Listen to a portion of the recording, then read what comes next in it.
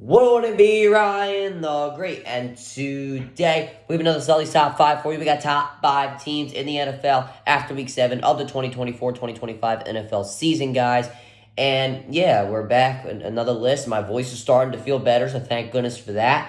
And yeah, we're happy to get back into the list. Happy to get back into some streams. NBA season. That's maybe the voice isn't doing so good. I'm coughing now, but nonetheless, NBA season is back. We will be live streaming that one tonight, and yeah, we'll start at 7:30 for the Knicks and the Boston Celtics. So make sure you guys are there for that. But let's just get right into this one. But before we get right into it, guys, make sure you guys subscribe with your post notifications on. Go subscribe to my brother Linda Gray Vlogs. Make sure you guys subscribe to my second channel at Around the Cog Great. Make sure you guys go follow me on X RTG. Make sure you guys go follow me on TikTok at RTG. And make sure you guys go listen to the latest edition of the CR7 podcast. And make sure you guys go follow me on Twitch at Around the Great Podcast. And without further ado, ladies and gentlemen, let's run the video. Let's roll that intro. Hey, come on, Static. Stop! Stop! Stop! Stop! Red Slam! First pitch! Bring him in! Yes! Oh, damn.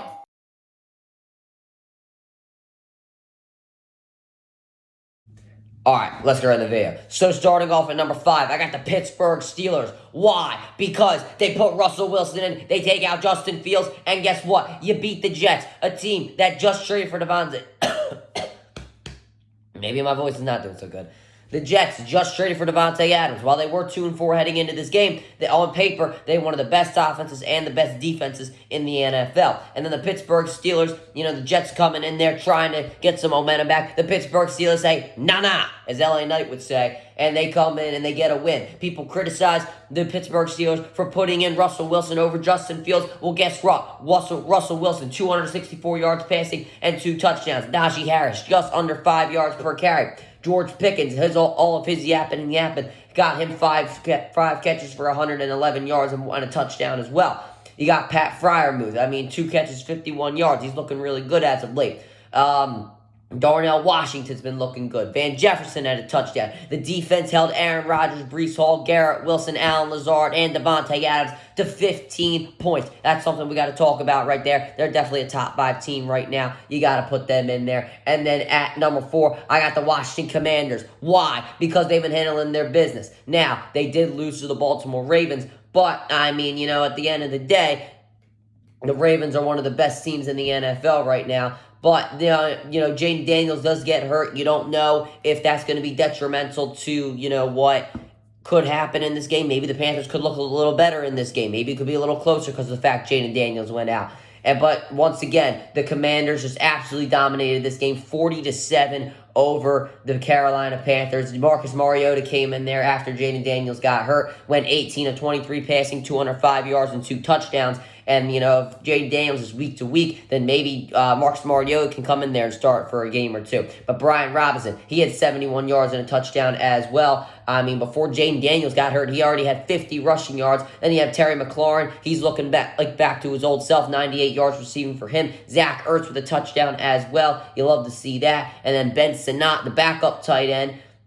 And then your defense just absolutely incredible throughout this game. The Panthers could not just get anything going because of the fact that the Washington Commanders were so dominant in this game. You got to put them at number 4. And then at number 3, you got to put the Baltimore Ravens in there. They just beat a really good Buccaneers team that was 4-2 heading into this game, and they were looking really, really good. And then, you bring in Lamar Jackson. He only throws 22 passes, and he's passes for 281 yards, 5 touchdowns. He has many touchdown passes as incompletions. He's definitely the front runner for league MVP, in my opinion. But someone else you got to throw in there as well is Derrick Henry. He is literally his own blocker. The Ravens get him, and they look like one of the best teams in the NFL right now. 15 carries, 169 yards, and a touchdown catch for Derrick Henry. He gets them out of so many problems, and he is just the problem solver for the Baltimore Ravens. He could be the reason, and might be the reason, they get out of the AFC this year. And then receiving-wise, I was kind of hoping Zay Flowers would do a little bit more than 1 catch, 11 yards. He's obviously on my fantasy team. Rashad Bateman has been looking great over the past couple of weeks. headlined by a 4-catch, 122-yard, and a touchdown game for him. Mark Andrews looking back to get the full form. I mean, while only 4 catches for 41 yards, had 2 touchdowns, was looking great in the red zone. They really didn't pay that much attention to him. And then, your defense, while has looked a little shaky, obviously you gave up 38 to Cincinnati, you gave up 31 to Tampa Bay. I mean, the offense has been able to make up for it. And then obviously also Chris Godwin and Mike Evans went down in this game, but your offense got it done. They put up 41 points. I mean, you can't outscore. It seems like you can't outscore the Baltimore Ravens right now, no matter how bad their defenses look. The secondary has not been that good, but it's still early.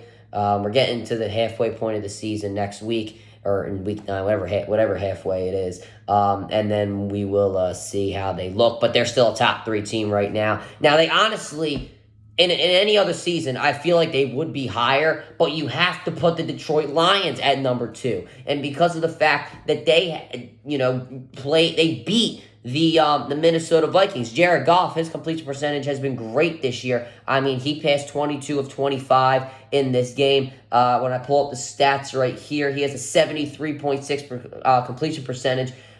He has played absolutely incredible this year. 280 yards, 2 touchdown passes for him. Jahmyr Gibbs really took the role of David Montgomery in this game. 15 carries, 116 yards, and 2 touchdowns. On that 1 touchdown, he absolutely shook the defender. I mean, I don't know if I've seen more beautiful moves from Jahmyr Gibbs, but in this game, Amon-Ra St. Brown, 8 catches, 112 yards, and a touchdown. He didn't look too good the first few weeks of the year, but has been looking good the last couple of weeks. Jahmyr Gibbs even was making some catches as well. Khalif Raymond, a touchdown pass for him. Sam Laporta on my fantasy team, and of course he plays like trash, but nonetheless, hopefully he's going to try and get back into it. Only 25 yards receiving. They will be without Jameson Williams for the next couple of games because of the PED use, but I mean, he really didn't have that much of an effect in this game. Had 1 catch for negative 4 yards, so that doesn't really look too good on him. And you were able to beat a Vikings offense that honestly has looked like one of the best in the NFL the past couple of weeks. I mean, 23, 31, 34, 23, and 28 the Vikings have had in points this year, 29 in this game. And you were able to beat them as they were an undefeated team at home, or when they were at home. The Lions definitely a top 2 team right now, but you can't put them above the Chiefs, who are the number 1 team in the NFL right now. Now, listen, I understand that the San Francisco 49ers, they're without a couple weapons, but let me tell you something. Jordan Mason, he's second in the league in rushing right now. He's beating Saquon Barkley and others. And then, you still have Kittle in there, who still had 6 catches for 92 yards. Ayuk was in there for some part of the game. You have Ricky Pearsall. The Chiefs didn't have any film on him NFL-wise, so maybe they could have used him in more of a capacity. It's not the Chiefs' fault that they did not. Obviously, there was no Deebo Samuel in there, and obviously, as I mentioned, Brandon Ayuk got hurt. But the Chiefs are still handling their business, and they're still winning football games. Patrick Mahomes, 2 interceptions in this game. He has not looked good turning over the football-wise, but, he still had a rushing touchdown. He still came up in the clutch, and the Chiefs are still finding ways to win football games. And you can't say it wasn't against a half-decent football team, a team that I had in the top 5 last week. And then, Kareem Hunt really looking good. He only averaged 3.5 yards a carry, but was really good in the red zone. 2 touchdowns for him. Noah Gray showing up great, 66 yards receiving for him. And, the receiving-wise, not that much. McCole Hardman did something on the ground. Obviously, had a touchdown there. But, the receiving-wise, the Chiefs have not looked good. And the defense really helping out.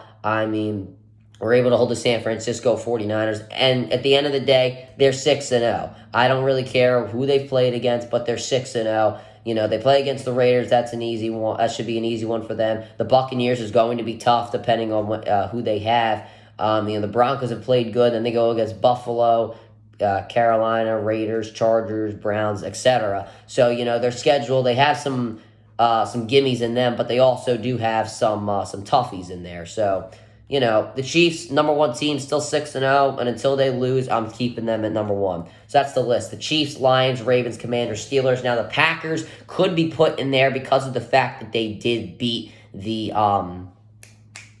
the Houston Texans, who we had to take out of the list this week. But the Eagles beat the Packers as well, and they also got a win this week, a dominant win over the New York Giants. Now, obviously, the Giants are not in any level of competition, but you have to, not too long ago when the Packers were fully healthy, the Eagles beat them, and the Eagles were fully healthy as well. So you would have to put the Eagles above the